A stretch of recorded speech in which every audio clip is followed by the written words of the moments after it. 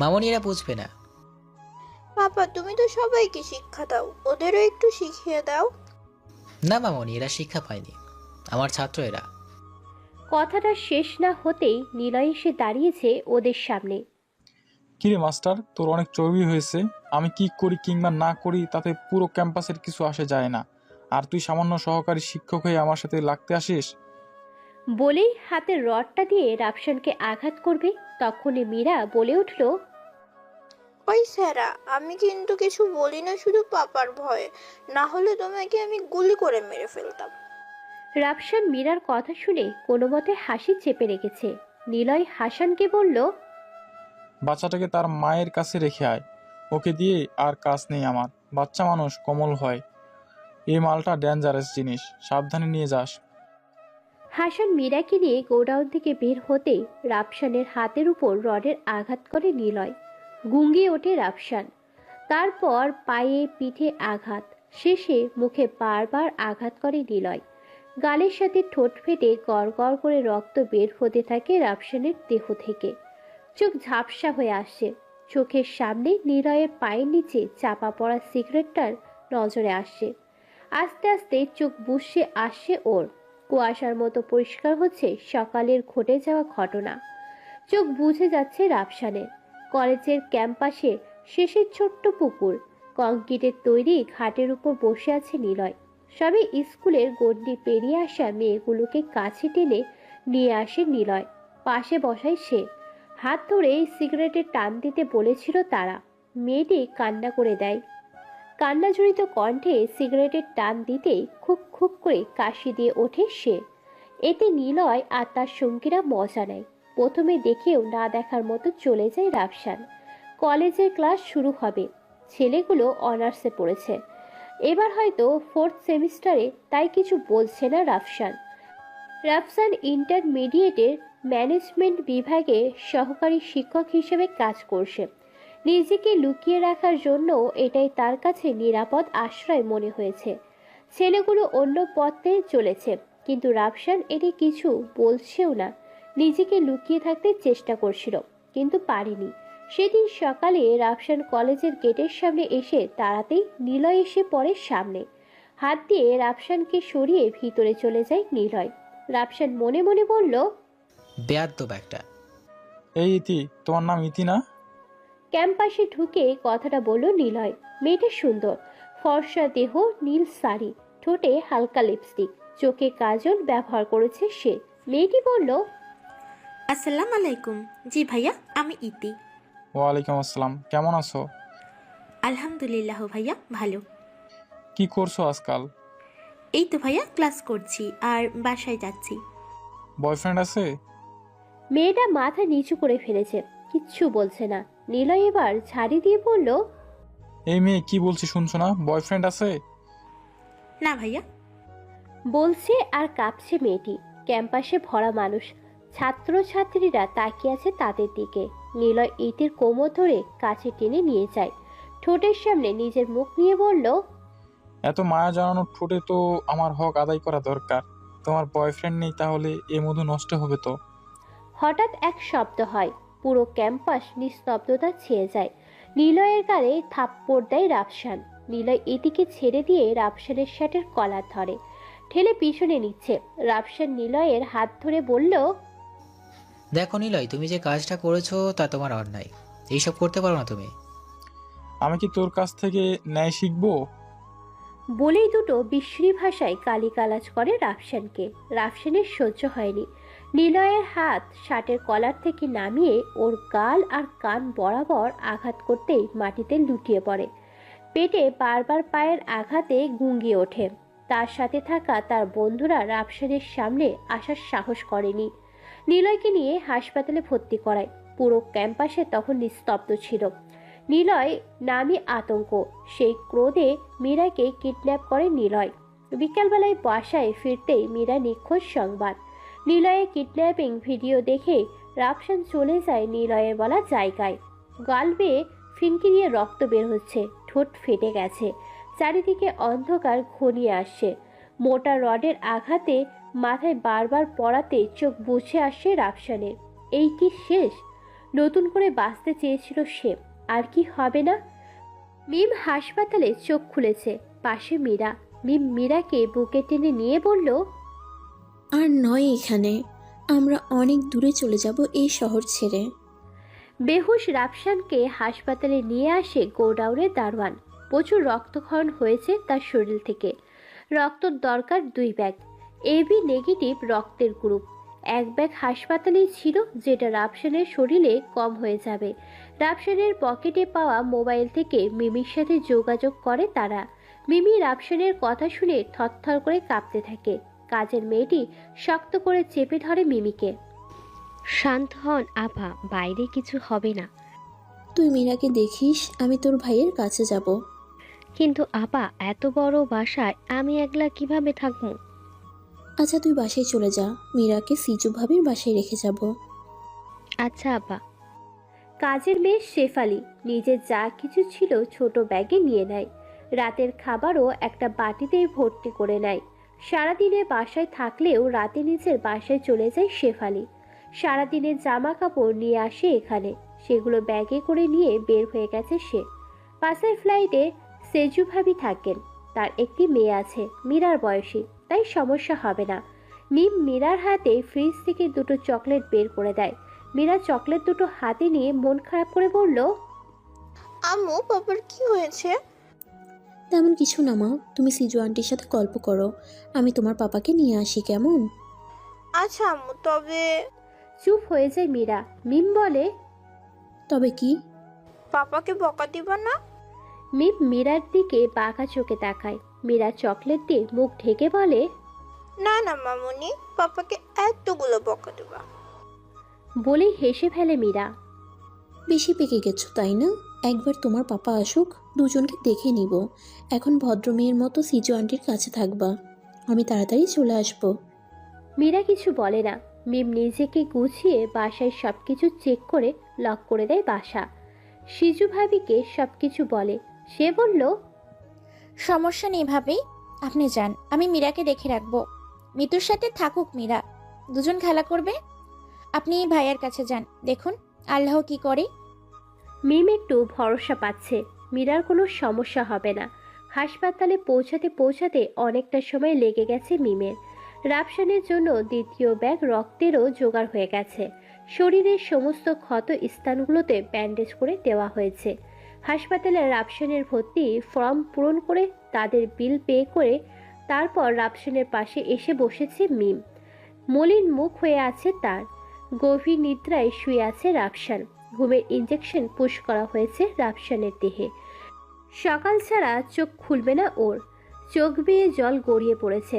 আজ রাফসান তার পুরনো দিনের মতো থাকলে হয়তো এমন দিন কখনোই দেখতে হতো না মিমের।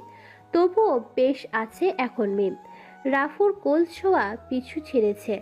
সাধারণ জীবনে ছোটখাটো অসুবিধা আসবেই। মিম চোখ মুছে রাফসানের হাতটা শক্ত করে চেপে রেখেছে, যেন হারিয়ে না যেতে পারে।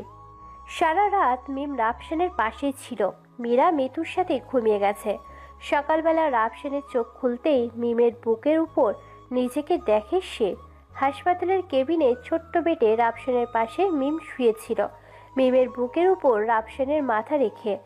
মেয়ে ডাক্তার আর নার্স ছিল রাতের ডিউটিতে, তাই অসুবিধা হয়নি মীরার। পা মুচকে গেছে, রাফসান সেরে উঠতে মাসখানেক লাগবে। রাফসানের চোখ খোলা দেখে মীরা স্বস্তি মিলে। কথা বলতে দেয়নি রাফসানকে। দুর্বল শরীর, ফলের জুস খাইয়ে ঔষধ খেতে দিয়েছে নার্স। ভারী খাবার একটু পর দেবে। মিম বাসায় চলে এসেছে মীরার কাছে। সেখানে একজন লোক রেখেছে রাফসানের খাবার নিয়ে যাওয়ার জন্য।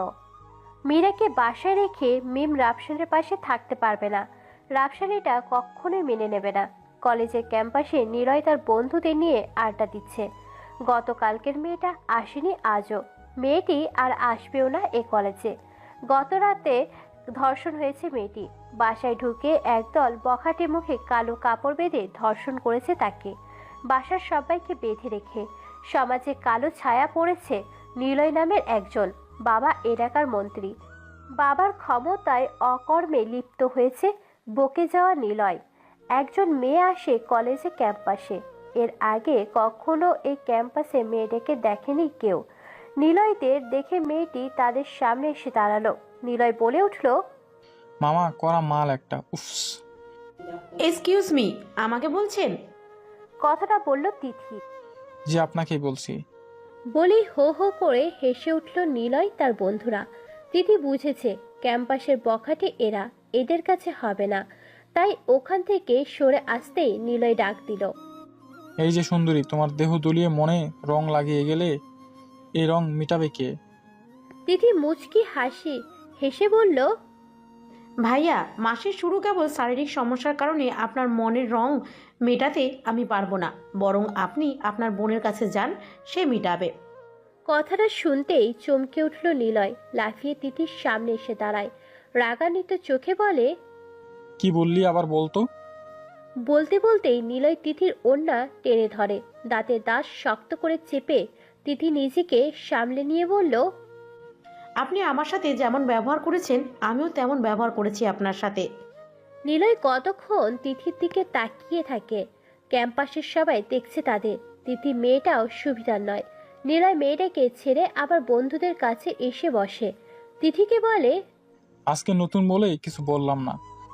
তিথি মুচকি হেসে পিছন ফিরে চলে আসে, মনে মনে বলে, তোদের মতো পাতি বখাটেদের আমি মশার মতো পিষে মারি, আর তোরা কি না বলিস কিছু বলবি আমায়? তিথি চলে যায় সেখান থেকে। ক্যাম্পাসের মাঝে কিছু মেয়ে বসে আছে, একজন গিটার বাজাচ্ছে, বাকি সবাই মনোযোগ দিয়ে শুনছে। তিথিও তাদের পাশে এসে দাঁড়ায়। মেয়েটার সুর তোলা তিথির হৃদয়ে গেঁথে যায়। এমন সুর মাঝে মাঝে রাফু তুলত।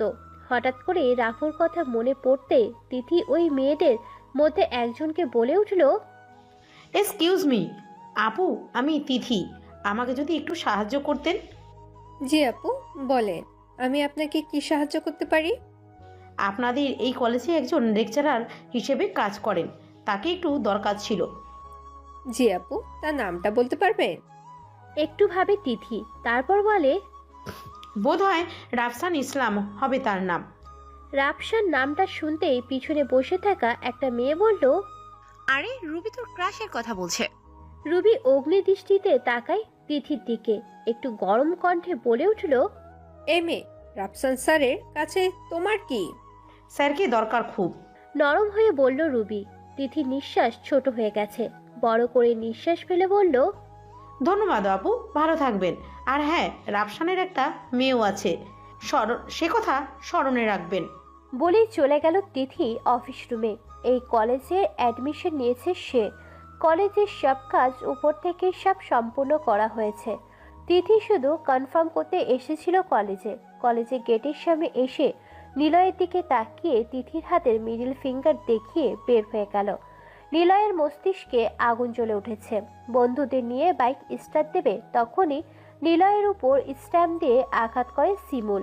কপাল ফেটে রক্ত ঝরছে, লেগে গেছে প্রচণ্ড মারামারি। ক্যাম্পাস থেকে বেরিয়ে তিথি আনমনে হাঁটছে। রাফসানকে তার ভালোবাসার কথা না বলা রয়ে গেছে, কিন্তু রাফসানের যে মেয়ে আছে তাদের সংসার, সেটার ক্ষতিও আমি করতে পারবো না। আমি না হয় ভালোবাসি ভালোবাসার জন্য, ভালোবাসার মানুষটার সুখের জন্য। সে তো সুখে আছে, আমি না হয় ছায়া হয়ে পাশে থাকি ওর। কথাগুলো বলছে তিথি বিড়বিড় করে। রাস্তার পাশে খালি বোতলে লাথি দিতে সেটা গিয়ে একটা ছেলের উপরে পড়ে। ছেলেটা তাকায় তিথির দিকে। তিথির চোখ বড় বড় হয়ে আছে। ছেলেটাকে উপর নিচু ভালো করে দেখে নিল তিথি। জিন্সের প্যান্ট ইন্ট করে, সাদা কালারের শার্ট, হাতে নর্মাল ব্র্যান্ডেড ঘড়ি, শ্যামলা চেহারায় খোঁচা খোঁচা দাড়ি। মধ্যবিত্ত পরিবারের একজন যোদ্ধা মনে হলো তাকে। ছেলেটা তিথিকে কিছু না বলেই চলে গেল।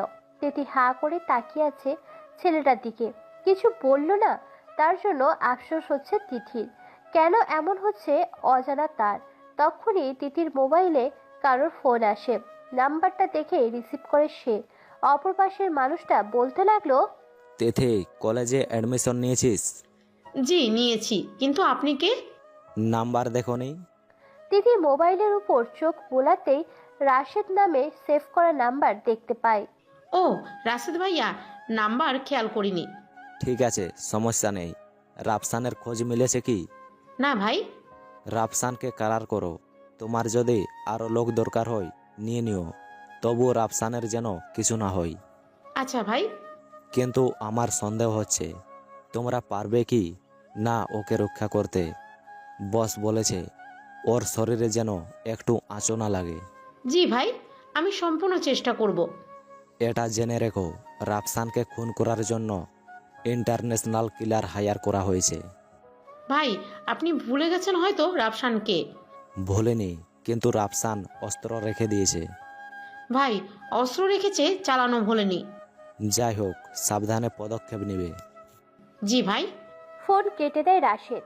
রাশেদ ব্ল্যাক ড্রাগন গ্যাংয়ের একজন মেম্বার, শাহিদ হাসানের অ্যাসিস্ট্যান্ট। শাহিদ হাসান কখনোই রাফসানকে হারাতে চাইবে না। রাফসান যে তার প্রথম ভালোবাসার সন্তান, তাই তার দেহরক্ষী হিসেবে গোপনে তিথিকে পাঠিয়েছে রাফসানের চারপাশে থাকার জন্য। শ্যাডো হান্টার নামের গোপন গ্যাং ক্রিয়েট করেছে শাহিদ হাসান, যা শুধুমাত্র রাফসানকে প্রোটেকশন দেওয়ার জন্য। শ্যাডো হান্টার ব্ল্যাক ড্রাগনের বেস্ট স্নাইপার শুটারদের নিয়োগ দেওয়া হয়।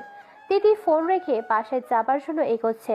কলেজের ক্যাম্পাসে গন্ডগোলগুলো শেষ হতেই আহত মানুষদের হাসপাতালে নেওয়া হয়েছে।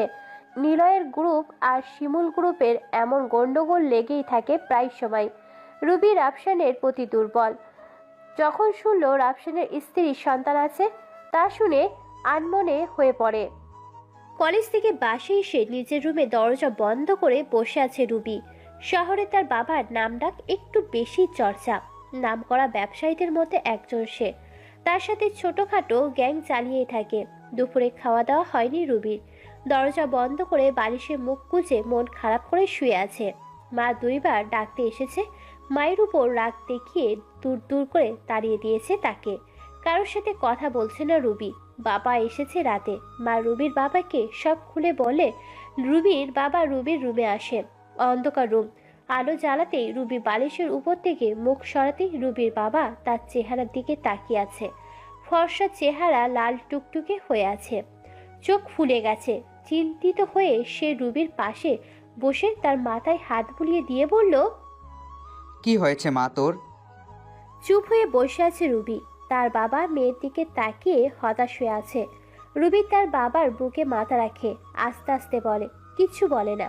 হঠাৎ তার খেয়ালে আসলো, যদি রাফসানের স্ত্রীর সন্তানকে দুনিয়া থেকে সরিয়ে ফেলা যায়, তাহলে তো তার জন্য রাফসানকে পাওয়া একদমই সোজা হয়ে আসবে। হ্যাঁ, আমি তাই করব। রাফসানের জীবন থেকে তার স্ত্রীর সন্তানকে সরিয়ে ফেলতে হবে। হ্যাঁ, আমি তাই করব। বিড়বিড় করে বলছে কথাগুলো রুবি। রুবির বাবা আকবর হোসেন তার মেয়ের মাথায় হাত বুলিয়ে বলল, চল মা, খেয়ে নিবি, খাওয়ার পরে সব কিছু শুনবো। বাবা। বলেই উঠে যায় রুবি। ফ্রেশ হয়ে খাওয়ার শেষ করে নেয় সে। খাওয়া শেষে বাবার উদ্দেশ্যে বলল রুবি, বাবা, রিয়াদ ভাইয়ের নাম্বারটা আমাকে চাই। আকবর হোসেন তার মেয়ের কথা শুনে তাকিয়ে আছে তার দিকে। রিয়াদ হচ্ছে আকবর হোসেনের গ্যাং কন্ট্রোলার। তার আন্ডারে গ্যাংয়ের কয়েকশো ক্যাডার কাজ করে, কিন্তু তার কাছে তার মেয়ে কী কাজ সেটা মাথায় আসছে না আকবর হোসেনের। সে তার মেয়েকে বলল, কিন্তু মা, তার সাথে তোর কি দরকার? তুমি দিবা কিনা বলো সেটা। রাগান্বিত চোখ লাল হয়ে আছে আকবর হোসেন। ভাবলো হয়তো কোনো বদমাস ছেলেপুলেদের শায়েস্তা করতে হবে, তাই হয়তো। সে নাম্বার দিল রুবিকে। রুবি তার নাম্বার মোবাইলে সেভ করে বাবার কাছ থেকে বিদায় নিল। ঘুমাবে এখন সে। মধ্যরাত তখন হাসপাতালে শুয়ে আছে রাফসান। পায়ের ব্যথাটা কিছুটা কমেছে। কাল সকালে বাসায় যাবে, সেখানেই রেস্টে থাকবে কিছুদিন। হঠাৎ কারোর পায়ের শব্দ রাফসানের কানে আসে। কেউ আসছে এদিকে। ঘুমানোর মতো শুয়ে আছে রাফসান। সাদা অ্যাপ্রন পরে একজন মধ্যবয়সী ছেলে রাফসানের কেবিনে ঢুকে ছুরি বের করে। হালকা আলোয় স্পষ্ট দেখাচ্ছে ছুরিটা। আঘাত করতে এসেছে রাফসানকে। ঘুমন্ত মানুষের উপর আঘাত করেছে আনমনে। আচমকা রাফসানের সরে গিয়ে তার হাতের ছুরিটা টান দিয়ে ফেলে দেয়। ছেলেটা দ্বিতীয়বার অ্যাপ্রনের ভিতরে হাত দেওয়ার আগে রাফসান বেডের পাশে দাঁড় করা স্টিলের রড দিয়ে ছেলেটার উপরে আঘাত করে। বেসামাল হয়ে দৌড়ে পালিয়ে যায় সে। যাওয়ার সময় তার মোবাইল ফেলে যায় সেখানে। রাফসানের কেবিনের আলো জ্বলায়, পায়ের ব্যথা বৃদ্ধি পাচ্ছে। মোবাইলটা দেখে হাত দিয়ে রাখে একটা ওপেন ফাইল। সেখানে রাফসানের ছবি, আর তাকে মারতে পারলে তার অ্যামাউন্ট 5 কোটি টাকা। বিস্মিত হয়ে তাকিয়ে আছে রাফসান। তার পরিচয় সম্পূর্ণ গোপন, তবুও তার শত্রুদের ভাড়াটে ক্যাডার তার কাছে পৌঁছে গেছে। কিন্তু কিভাবে? রাফসানকে তো কেউ চেনে না, তাহলে তার ছবি এদের কাছে কিভাবে? তাহলে কি কেউ নিজের লোক বিশ্বাসঘাতকতা করছে? রাফসানকে এক রহস্য ধাঁধায় ফেলে দিয়েছে এই মোবাইলটা। হঠাৎ ফোন আসে সেই মোবাইলে, আকবর বস নামে সেভ করা। রাফসান ফোনটা রিসিভ করতেই অপর পাশের মানুষটা বলতে লাগলো, 8914, কাজটা কি সম্পূর্ণ হয়েছে? রাপুকে কি মারতে পেরেছিস?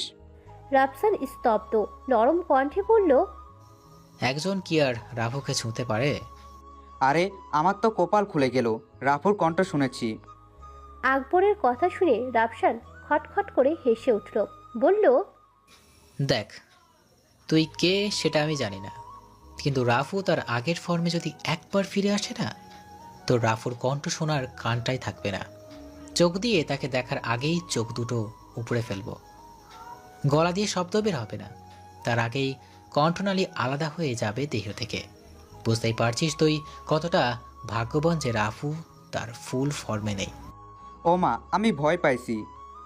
আকবর ব্যঙ্গ করে কথা বলছে, সে ভেবেছে মজা করছে রাফু।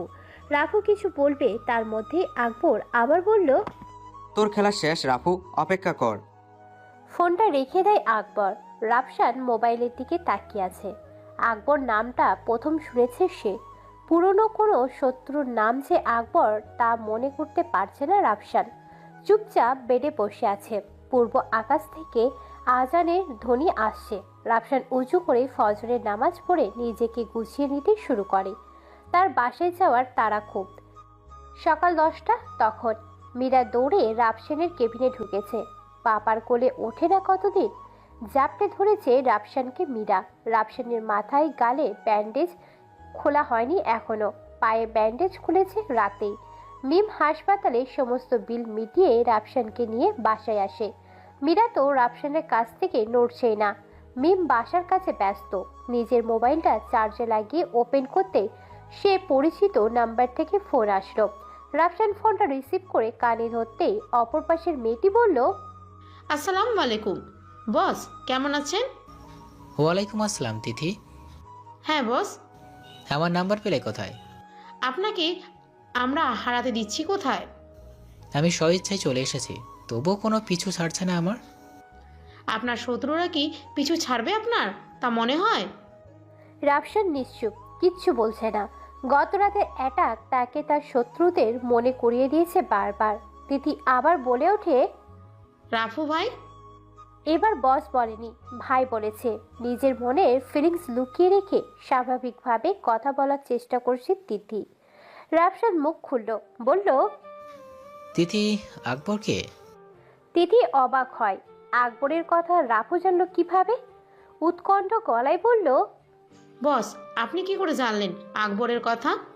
আমি জানতে চাইছি আকবর কে? অনেক কথা বস, কলেজে আসেন তারপর বলি। আজকে আসবেন কলেজে? না তিথি, আমি অসুস্থ, 15 দিনও যাওয়া হবে না কলেজে। তিতির বুকটা ধুক করে ভারী হয়ে আসে, কণ্ঠটা মলিন হয়ে গেছে। সে বলল, কেন বস, কি হয়েছে আপনার? সাধারণ মানুষের উপর যেমন জুলুম হয় ঠিক তেমনই হয়েছে। বুঝলাম না বস। বুঝবে না তুমি? বস বাসায় আসবো? না, আমি জানি তোমরা আমার বাসার ঠিকানা জানো, কিন্তু কি হয়েছে তা জানো না।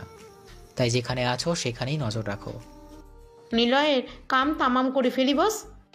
তিথির মনের কথা চেপে রাখতে পারল না। ভেবেছিল নিলয়ের ব্যাপারে যে তিথি সবকিছু জেনেছে সেটা রাফসানকে বলবে না, গোপনে নিলয়কে গায়েব করে দিবে তিথি। কিন্তু সে কথা গোপন রাখতেও পারল না তিথি। রাফসান বলল, তিথি, ছোটখাটো বিষয়ে ভায়োলেন্স হলে কি চলবে? মাছি মেরে হাত নোংরা কেন করবে? জি বস। আমি ফ্রি হলে দেখা করব, ততদিনের জন্য আল্লাহ হাফিজ। বলেই ফোন কেটে দেয় রাফসান। মীরা রাগান্বিত চোখে তাকিয়ে আছে রাফসানের দিকে। কোমরে হাত দিয়ে বলল, এই পচা ছেলে তিথি কে শুনি? তিথি দূরবীন দিয়ে রাফসানকে দেখছে সামনের বিল্ডিংয়ের ছাদ থেকে। মুচকি মুচকি হাসছে মীরা তার বাবাকে আঙুল দিয়ে ইশারা করে বকা দেওয়ার ভঙ্গি দেখে। রাফসান মীরাকে ঘুষ দিচ্ছে, কপালে দুটো চুমু আর দুটো বড় চকলেট। মেয়ে সবকিছু ভুলে গেছে, তিথি নামের কিছুই শুনেনি মীরা। একবার মায়ের কাছে নালিশ করলে রাফসানের কলিজা শুকিয়ে ফেলত মিম। তা যাই হোক, অল্পতেই মীরাকে হাত করতে পেরে খুশি রাফসান।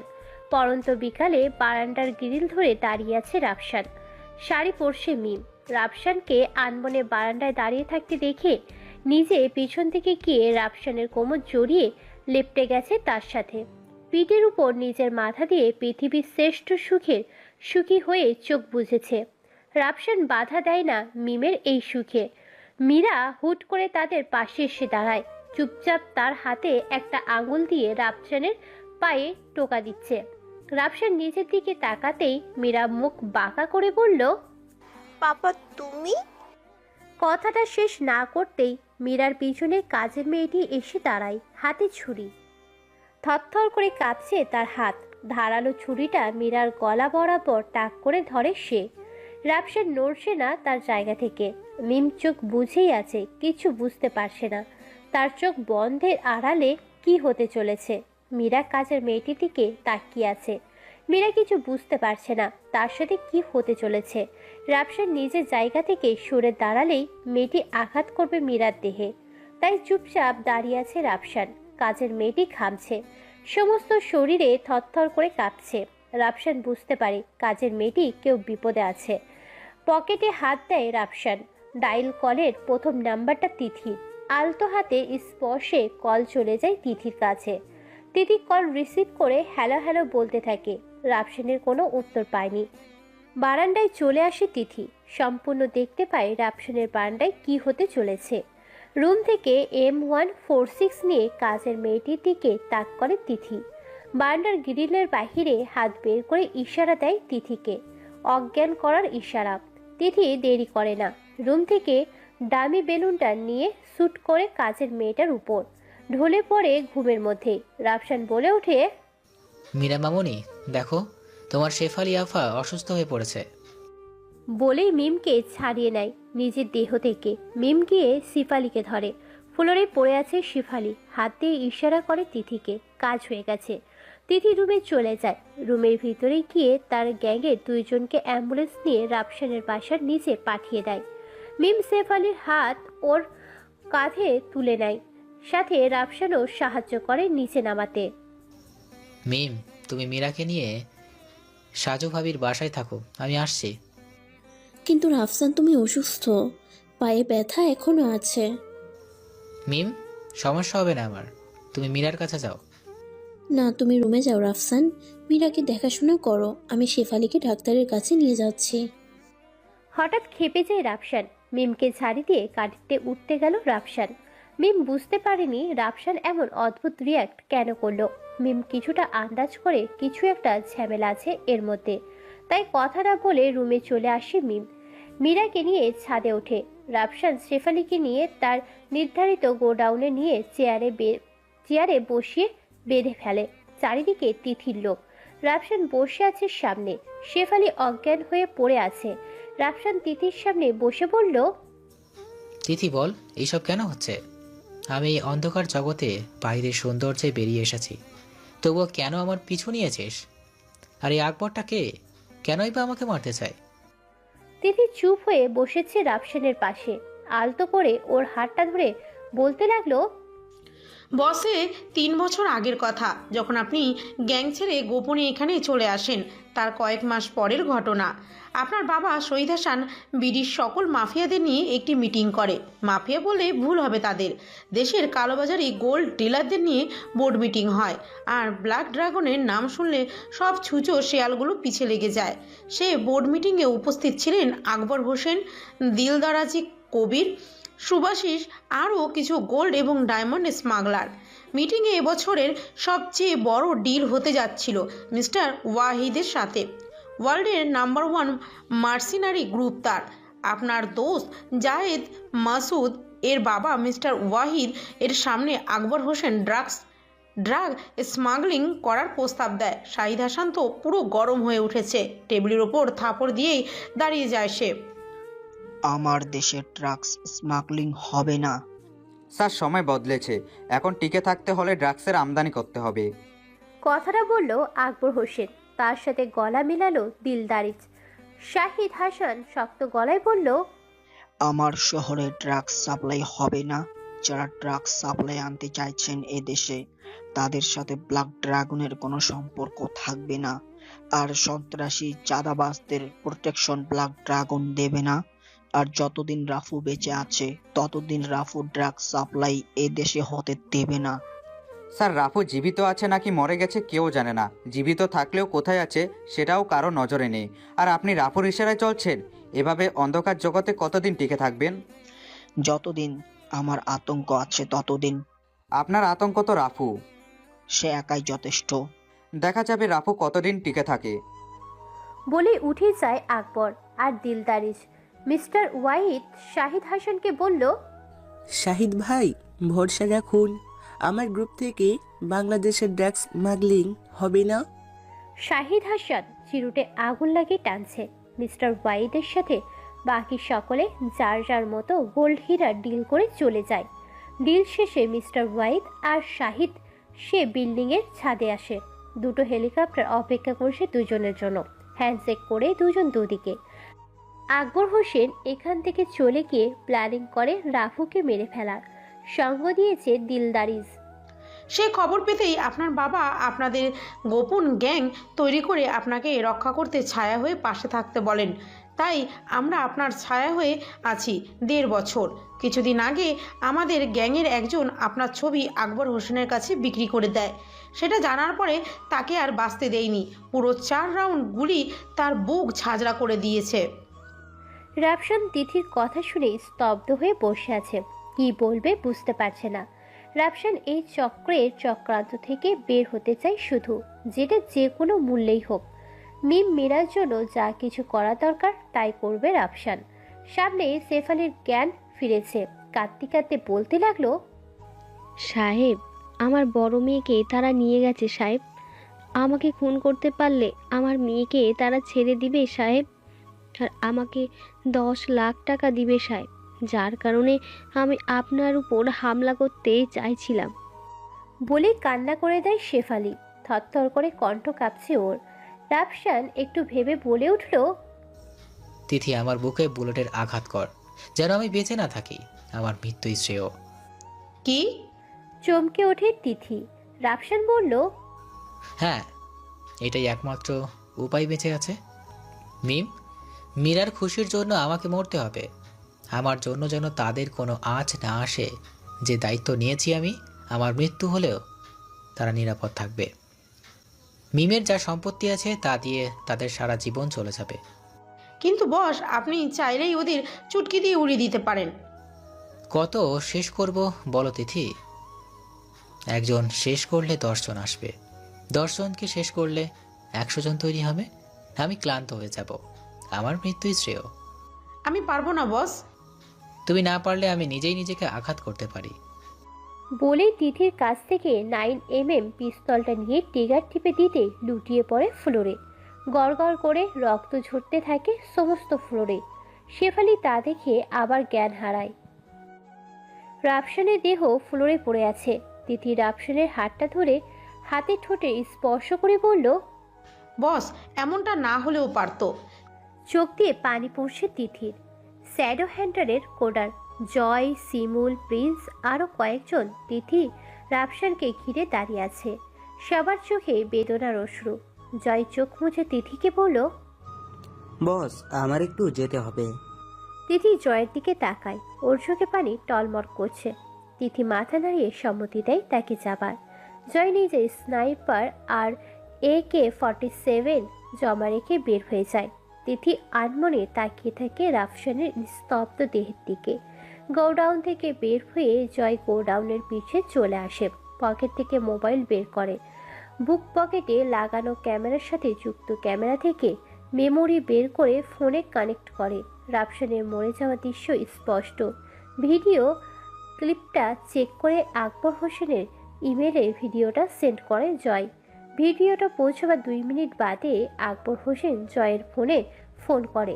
রিসিভ করে জয়। আসসালামু আলাইকুম বস। ওয়ালাইকুম আসসালাম। বস, রাপুর কেস ক্লোজড। আমি জানতাম তুই পারবি জয়। এখন বল তুই কি চাস? যা ডিল হয়েছিল বস, তাই দিলেই হবে, 25 কোটি টাকা। ওকে, তোর ব্যাংক অ্যাকাউন্টে টাকা জমা হয়ে গেছে, চেক করে নিস। ধন্যবাদ বস। শোন জয়, আজ থেকে তোর আমার সম্পর্ক এখানে শেষ। তুই আমাকে চিনিস না, আমি তোকে চিনি না, আর কখনো আমার সামনেও আসবি না। দরকার হলে আমি তোকে সাড়া দেব। ভালো থাকুন, ব্লক ড্রাগনের হাত থেকে বেঁচে থাকলে দেখা হবে আবার। বলেই ফোন রাখে জয়। আকবর হোসেন রাফুর মৃত্যুর ভিডিও আন্ডারগ্রাউন্ডে ভাইরাল করেছে। সাথে সাথেই ধসে পড়ে ব্ল্যাক ড্রাগনের বিজনেস ওয়ার্ল্ড। কমতে থাকে ব্ল্যাক ড্রাগনের কাস্টমার। গোল্ডের মার্কেটে এক ধাক্কায় পাহাড় ছুঁয়েছে। ড্রাগন মাফিয়ার একে একে বড় হতে শুরু করেছে। জয় গোডাউনের পিছনে দাঁড়িয়েছিল তখন। 25 কোটি টাকা জয়ের জন্য আসমান সমান বড় হওয়ার জন্য যথেষ্ট। খুশিতে আত্মহরা হয়ে আছে। পাশেই ঝোপঝাড়। পেট হালকা করতে দাঁড়িয়ে গেছে ঝোপঝাড়ের পাশেই। জিপার খুলতেই রাফসান এসে দাঁড়ায় জয়ের পাশে।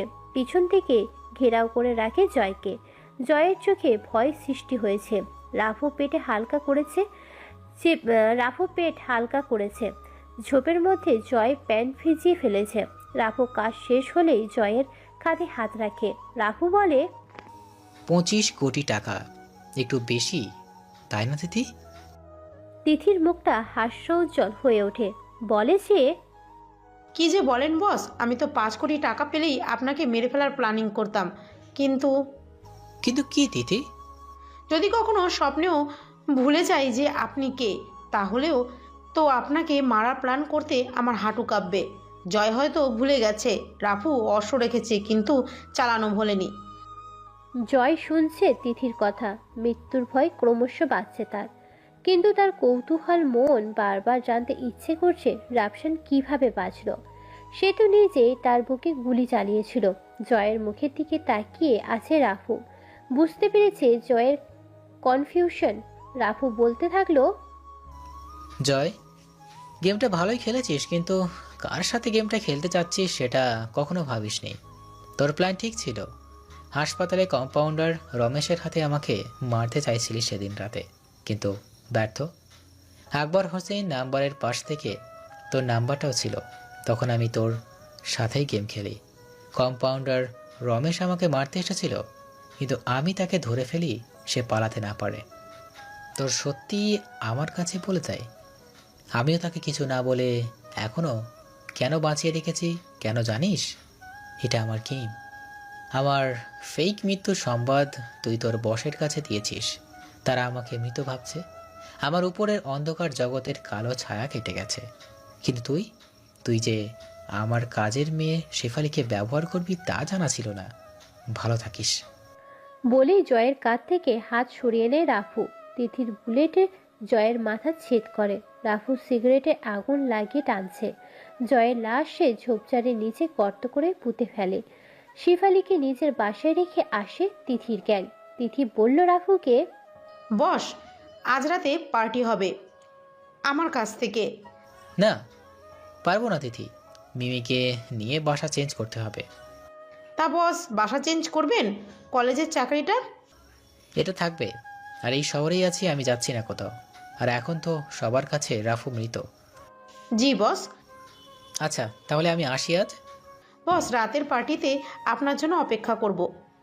রাফসান মুচকি হাসি হেসে চলে যায় সেখান থেকে। তিথি রাফসানের জন্য একটা বাসা ঠিক করে রেখেছে। মিম মীরাকে নিয়ে শুধু বাসে আসলেই হবে। রাফসান নিজের রুমে এসে মিমকে বলল, তোমার যা কিছু নেবার নিয়ে নাও। এই বাসা চেঞ্জ করছি আমরা আজকেই। মিম অবাক হয়ে বলল, কেন, কিছু কি হয়েছে? না, কিছু হয়নি, কিন্তু বাসা চেঞ্জ করতে হবে এখনই। মিম দ্বিতীয়বার কথা বলার সাহস পায়নি। রাফসানের পায়ে ব্যথা, খুঁড়িয়ে খুঁড়িয়ে হাঁটছে। মীরার কাছে এসে বসে রাফসান। মীরা ঘুমাচ্ছে। তার মাথায় হাত বুলিয়ে দিয়ে বলল, মামনি, তোমাদের ছায়া হয়ে থাকবো সারা জীবন। আলতো করে ওর কপালে চুমু দেয় রাফসান। মিমের সামান্য কিছু জামা কাপড় নিয়ে নিয়েছে। মীরার রাফুরও কিছু কিছু নিয়েছে। সন্ধ্যা নামার আগে রাফসান তাদের নিয়ে নতুন বাসায় উঠেছে। সুন্দর করে সাজানো এই রুম তিথি নিজের হাতে সাজিয়েছে। জয়ের প্ল্যানিংয়ের কথা জেনেই তিথিকে একটা বাসা নিতে বলেছিল রাফসান। তিথি সেই অনুযায়ী এই রুমটা নিয়ে সাজিয়ে রেখেছে। মিমের পছন্দ হয়েছে খুব। ব্যালকানির ছোট্ট বাগানটা দেখে লাফিয়ে উঠেছে, কিন্তু তার মন খারাপ। নতুন করে সবকিছু গুছিয়ে নিতে হবে, কষ্ট হবে। রাফসানের মনে ভয়, বুকটা ভার হয়ে আছে। মীরা যদি কিছু হয়ে যেত তখন নিজেকে ক্ষমা করতে পারত না রাফসান। মাথা ঝিমঝিম করছে। রুম থেকে বের হয়ে ছাদে আসে। আকাশ কালো হয়ে আছে। রাত নেমেছে বিবর্ণ আকাশে। হালকা বাতাসে ছাদের পরিবেশ অন্যরকম হয়ে আছে। তিথির কাছ থেকে সিগারেট নিয়েছিল, সেটা আছে এখনো। মেয়েটা সিগারেট খায় না, আমার জন্য সব সময় 2-3টে রেখে দেয়। আসলে কি চায় মেয়েটা? কথাটা ভাবছে রাফসান, আর সিগারেটে আগুন জ্বালায় সে। বুকটা জ্বলছে।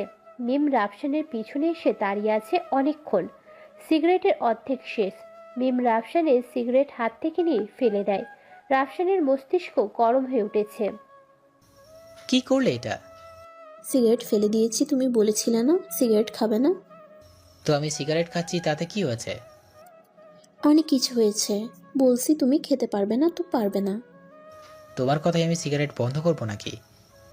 বলেই রাফসান মিমের সামনে আরও একটা সিগারেট বের করে। মিম সেটাও তার হাত থেকে নিয়ে ফেলে দিতে রাফসান মিমের গালে চড় বসিয়ে দেয়। তোকে বলেছি না আমি সিগারেট খাবো? মিম গালে হাত দিয়ে দাঁড়িয়ে আছে। হাতের 5টা আঙ্গুল তার গালে স্পষ্ট বসে গেছে। রাফসানের রাগ আরও বৃদ্ধি পাচ্ছে। মনে চাইছে মিমের অন্য গালেও চড় বসিয়ে দিই। নিজেকে সামলে নেয় রাফসান। ছাদ থেকে নেমে চলে যায় তিথির পার্টিতে। তিথি লোকেশন বলে দিয়েছে রাফসানের মোবাইলে। সেখানে পৌঁছে দেখে কত মানুষ সেখানে নাচানাচি করছে মাতাল হয়ে। তিথি বসে আছে সোফায়। রাফসান কাউন্টারে গিয়ে মদের বোতল নেয় একটা। গ্লাসে দিতে চেয়েছিল সেখানে থাকা মেয়েটা, কিন্তু রাফসানের বোতল চাই, দিতে বাধ্য সে। গলা ভিজিয়ে ফেলেছে রাফসান। তিথির দিকে তাকিয়ে দেখছে রাফসান। তিথির শুকনো ঠোঁট রাফসানের চোখে বিঁধে গেছে। নেশায় ডুব দিয়েছে রাফসান। তিথি চেয়েছিল এটা। নেশা হলেও ভালোবাসার মানুষটা স্পর্শ পেতে চেয়েছিল তিথি। আজ পূর্ণ হবে সে মনোকামনা। রাফসানের হাত ধরে তিথির রুমে নিয়ে আসে সে। পাশে শুয়ে আছে তিথি। রাফসান হালকা করে কোমর টেনে নেয় তিথি। সামান্য ঠেলে দিয়ে সরে আসে তিথি। দরজার কাছে দাঁড়িয়ে আছে মিম। অগ্নি দৃষ্টিতে তাকিয়ে আছে সে। তাকে ফোন করা হয়েছে। কে করেছে? তিথি নিজে স্কার্ট ঠিক করে নেয়। মিমের সামনে এসে দাঁড়ায়। কেমন আছো মিম? তুমি আমাকে কিভাবে জানো? বাঁকা চোখে তাকিয়ে বলল মিম। তাচ্ছিল্যের হাসি হেসে বলল তিথি। আমি আপনাকে শুরু থেকেই চিনি, জানি আপনি কে।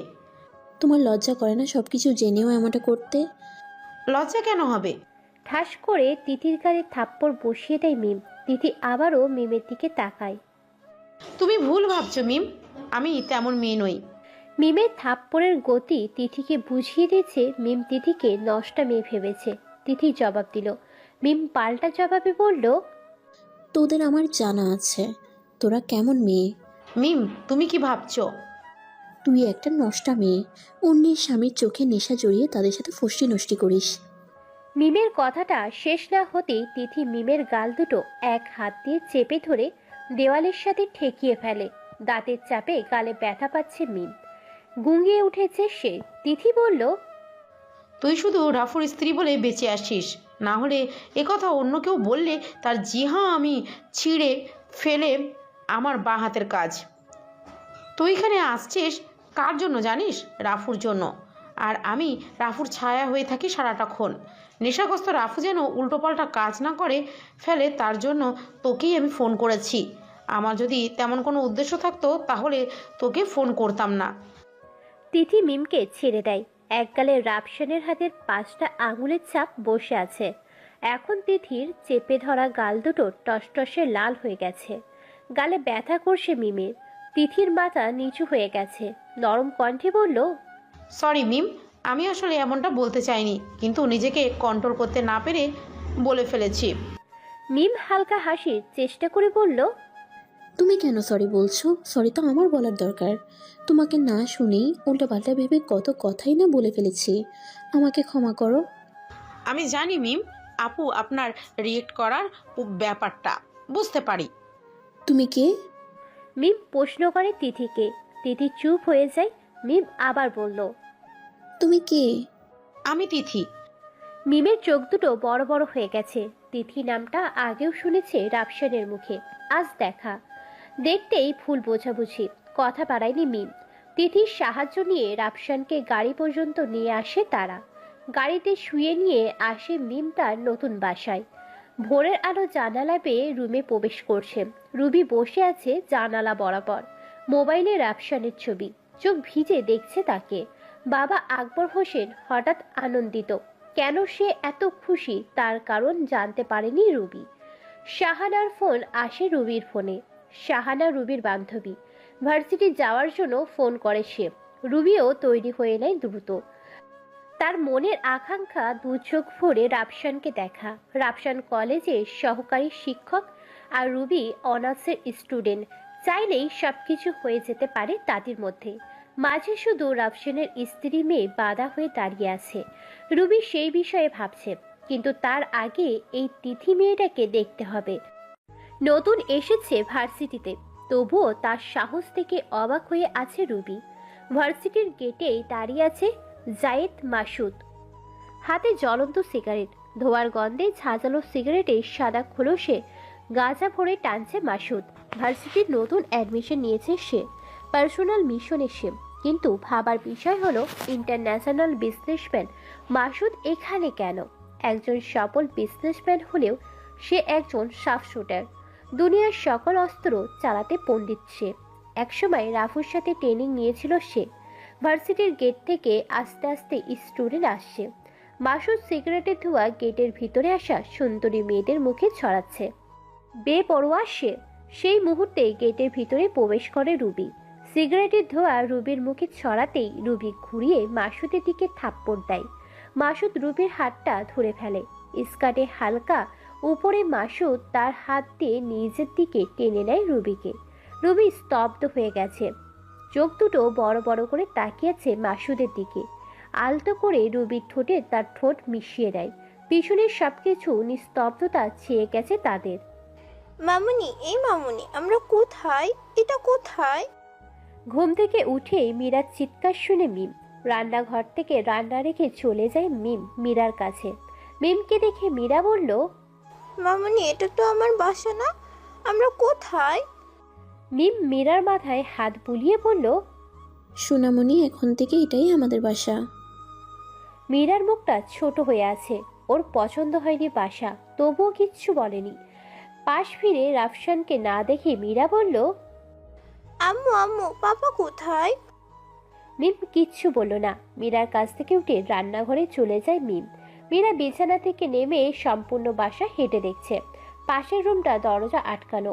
মীরা বলল, মামুনি, এই মামুনি, দরজাটা খুলছো না কেন? মিম রান্নাঘর থেকে বেরিয়ে আসে। মীরার সামনে বসে মিম বলল, এখানে জলহস্তি আছে মাম্মা। টলহস্তি কি মামুনি? মীরার মুখে জলহস্তিকে টলহস্তি শুনে মিম হাসি চেপে রাখে। তারপর বলে, মাম্মা, এটার ভিতরে বানর আছে, বানর, হুতুম পেঁচা, কুমির আছে, গন্ডার আছে। বলে মুখ বাঁকা করে নেয় মিম। মীরা অল্প বয়সে বুড়ি হয়েছে। এর আগেও মিম যখন রাগ করত তখন রাফসানকে এসব বলতে শুনেছে। তাই ও বলল, মামুনি, পাপাকে এসব বলবো না, পাপা হলো একটা চিড়িয়াখানা। মিমের ফ্লোরে গড়াগড়ি দিয়ে হাসি দিতে মন চাইছে, পারছে না মীরার সামনে। মিম মীরাকে কোলে তুলে নেয়। রান্নাঘরে নাস্তা বানাচ্ছে মিম। পাশে বসে আছে মীরা মামনি। কি করছে সেটা দেখছে সে। রাফসানের ঘুম ভাঙে মোবাইলের রিংটনে। তিথি ফোন করেছে। রাফসানের মাথা এখনো ঝিমঝিম করছে রাতের নেশায়। তিথির ফোন রিসিভ করতে পারেনি, কলও করেনি দ্বিতীয়বার। রাফসান বিছানা থেকে নেমে বাথরুমে গিয়ে ফ্রেশ হয়ে নেয়। মাথাটা ঝিমাচ্ছে। টেবিলে নাস্তা তৈরি করে রেখেছে মিম, রুটি আর মাংস ভুনা। আগেই খেয়ে নিয়েছে মিম। মীরা খেয়ে নিজের রুমে গাল ফুলিয়ে বসে আছে মা মেয়ে। রাফসান খাচ্ছে আর ভাবছে গতকালকের কথা। মিমের গালে থাপ্পড় দেওয়া ঠিক হয়নি। তারপর রাতে তো পার্টিতে গিয়েছিলাম, বাসায় আসলাম কিভাবে? উল্টো পাল্টা কিছু করিনি তো আবার? দেখতে হবে। নাস্তা সেরে ল্যাপটপ নিয়ে বসেছে রাফসান। রুমের সিক্রেট ক্যামেরার ফুটেজ দেখছে সে। না, মিমের সাথে রাতে তেমন কিছুই কথা হয়নি, কিন্তু মিম আমাকে বাইরে থেকে নিয়ে আসছে, তাকে আমার খোঁজ দিয়েছে কে? আমি তো তিথির রুমে ছিলাম। ল্যাপটপ বিছানায় রেখে মা মেয়ে যে রুমে বসে আছে সেই রুমে যায় রাফসান। মিম তো কথা বলবে না, তা ভালো করেই জানে রাফসান। মীরাকে কোলে নিতে হাত বাড়ায় রাফসান। মীরা তার হাত ধাক্কা দিয়ে সরিয়ে দেয়। ঠোঁট উল্টো করে রেখেছে মীরা। মা মেয়ে দুজনেই ফুলে ফেপে রয়েছে। এদের রাগ ভাঙাতে রাফসানের উঠে পড়ে লাগতে হবে। কলেজ ক্যাম্পাসে স্টুডেন্ট আসছে। মাসুদ রুবির হাতটা ধরে বলতে লাগলো, ভালো লেগেছে তোমাকে? তুই জানিস আমি কে, কি আমার পরিচয়? ঠোঁট মুছতে মুছতে কথাটা বলে রুবি। আমি জানি তুমি একটা মেয়ে, নরম ঠোঁট, উষ্ণ কোমর, ঘায়েল করা চোখ, আকৃষ্ট করা ফিগার হলো একটা মেয়ে। এই যে তোর সাহসের সীমা অতিক্রম করে ফেলেছিস কিন্তু। হ্যাঁ করছি, নতুন প্রেমে পড়লে একটু একটু সাহস দেখাতেই হয়। তুই জানিস এগুলো যদি আমার বাবা জানতে পারি তোর কি অবস্থা হবে? আমি ভয় পাই না, তোমার মিষ্টি ঠোঁট যে আমার মুখ মিষ্টি মিষ্টি হয়ে গেছে, সেই সাথে ভয়ও কেটে গেছে। বলতে বলতে মাসুদ রুবির কোমর জড়িয়ে ধরে। ধস্তাধস্তি করে রুবি কোনো রকম তার হাত থেকে নিজের কোমর মুক্ত করে বলল, দেখ বেশি খারাপ হয়ে গেছে, তোকে আমি কি করি দেখিস। রাগান্বিত হয়ে সেখান থেকে চলে আসে রুবি। মাসুদ পিছন থেকে চিৎকার করে বলে, রাগলে তোমায় হেব্বি লাগে জান। রুবির চেহারা লাল টুকটুকে হয়ে গেছে। রাগে সমস্ত শরীরে আগুন ধরে গেছে। কলেজের ক্যাম্পাসে এই প্রথম কেউ তার সামনে এমন ব্যবহার করেছে। ঘটনার সবকিছুই শিমুল দেখেছে দূর থেকে, কাছে আসেনি মাসুদের। শিমুল হাত বাড়ায় মাসুদের দিকে, বলে, হাই, আমি শিমুল, এই ক্যাম্পাসের পুরনো প্লেয়ার। মাসুদ শিমুলের হাতে হাত ধরে বলে, আমি জাহিদ মাসুদ, ক্যাম্পাসের নতুন কিন্তু ট্রেনিং প্রাপ্ত মাল। ভাল লেগেছে তোর অ্যাটিটিউড। সেম ইয়ার। ঘাড় তেরা মাসুদ। বুঝতে পেরেছে শিমুল। কাঁধে হাত দেয় মাসুদের। শিমুল বলল, আমি জানি না তুই সিনিয়র নাকি জুনিয়র, তবে তোকে ভালো লেগেছে ফ্রেন্ড। শিমুলের কথাটা বলে মাসুদ শিমুলের কাঁধে হাত রাখে। ক্যাম্পাসে শিমুলের বন্ধুগুলো খেপে যায়। মাসুদের সামনে এসে বলে, তুই শিমুল ভাইয়ের কাঁধে হাত দিস কোন সাহসে? হুম। মাসুদের ডাইরেক্ট জবাব, তোদের শিমুল ভাই কি বললো শুনিসনি? ফ্রেন্ড বলেছে, আর ফ্রেন্ড মানে কি তা তোদের বুঝতে হবে না। শিমুলের বন্ধুগুলো চুপ হয়ে গেছে। মাসুদের দিকে তাকিয়ে শিমুল বলল, তুই একটা জিনিস। মাসুদ কিচ্ছু বলল না। শিমুলদের সাথে ক্যাম্পাসের চেসের আড্ডায় জড়িয়ে গেছে, সবার সাথে পরিচিত হয়েছে। বাসায় ভালো লাগছিল না, তাই কলেজে চলে আসে রাফসান। মাসুদের চোখ রাফসানের দিকে পড়তেই চমকে ওঠে। মাসুদ সেই ভিডিও দেখেছে যেই ভিডিওতে রাফুর মৃত্যু হয়েছে। শিমুলদের আড্ডা থেকে উঠে সোজা রাফসানের সামনে এসে দাঁড়ায় মাসুদ। রাফসান মাসুদকে দেখেও না দেখার মতো করে সাইড থেকে চলে যায়। অবাক হয়ে যায় মাসুদ। পিছন থেকে রাফসানের কলার ধরে নিজের দিকে করে মাসুদ রাফসানকে। রাফসান এক হাত দিয়ে তার শার্টের কলার ছাড়িয়ে নেয় মাসুদের হাত থেকে আর বলে, কি ভাই তুমি? তোমাকে তো এর আগে কখনো এই কলেজ ক্যাম্পাসে দেখিনি। ধূপ করে আওয়াজ হয়। মাসুদ রাফসানের নাক আর মুখের মাঝ বরাবর মুঠিবদ্ধ হাতে আঘাত করে। নাক ফেটে গড়গড় করে রক্ত ঝরছে, ঠোঁট ফুলে গেছে। শিমুল পিছন থেকে এসে মাসুদকে আঁকড়ে ধরে। আরে মাসুদ, কি করছিস? ইনি আমাদের কলেজের সহকারী শিক্ষক। বলে মাসুদকে ছেড়ে দেয় শিমুল। মাসুদ রাফসানের দিকে তাকিয়ে আছে। নাম কি? পিছন থেকে শিমুল বলে উঠল, রাফসানা ইসলাম। আমি তোর কাছ থেকে শুনতে চাইনি শিমুল, আপনি বলেন নাম কি আপনার? রাফসান তাকিয়ে আছে মাসুদের দিকে। ছেলেটা বেয়াদবি করছে, কি করা যায় সেটা ভাবছে সে। কানে কথা যায় না? মাসুদের রাগ উঠেছে। মাসুদ রাফসানকে ভালো করেই চেনে। সে এমন বলদ মার্কা চেহারার ভঙ্গিতে থাকবে না। এটাই মাসুদের রাগ হওয়ার কারণ। রাফসানের মুখ থেকে হালকা করে শব্দ বের হয়। সে বলে, দেখো, আমি একজন শিক্ষক, ভদ্রতা বজায় রেখে কথা বলো। রাফসানের কথা শুনে তবদা খেয়ে দাঁড়িয়ে আছে মাসুদ। রাফসান শিমুলের দিকে তাকিয়ে বলল, শিমুল তোমার বন্ধুকে সাবধান করে দিবে, আজ প্রথম তাই প্রিন্সিপালের রুমে নিয়ে যায়নি। বলে অফিস রুমের দিকে চলা শুরু করে রাফসান। মাসুদ নিজেকে শিমুলের হাত থেকে ছাড়িয়ে নেয়। বড় বড় চোখ করে তাকিয়ে থাকে রাফসানের চলে যাওয়ার দিকে। নিজের শার্টের কলার ঠিক করে নেয় মাসুদ।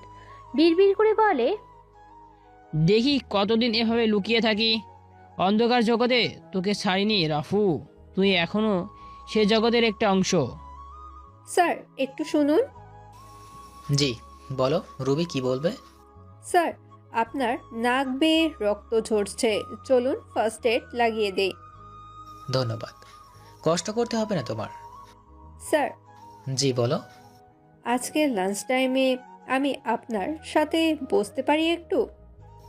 কেন? না তেমন কিছু না, আমি বাসা থেকে বিরিয়ানি নিয়ে এসেছিলাম। তোমার বন্ধুদের সাথে শেয়ার করো। আমি আপনার জন্য নিয়ে এসেছিলাম। আমি দুপুরের জন্য খাবার নিয়ে এসেছি। কেন, বউয়ের হাতে কি জাদু আছে যা আমার রান্নার হাতে নেই? বিষয়টা সেটা নয় রুবি। তাহলে কি বলুন? কিছু বলার নেই আমার। তাহলে আমি আপনার জন্য অপেক্ষা করব। না, তুমি খেয়ে নাও, আমি বাসায় চলে যাব। কেন স্যার, বউ কি বেশি আদর করে? এটা বলেই তাচ্ছিল্যের হাসি হেসে ওঠে রুবি। রাফসান মশকরা ভেবে চুপ হয়ে বলল, আমি সামান্য অসুস্থ, বাসায় ভালো লাগছিল না তাই কলেজে আসা।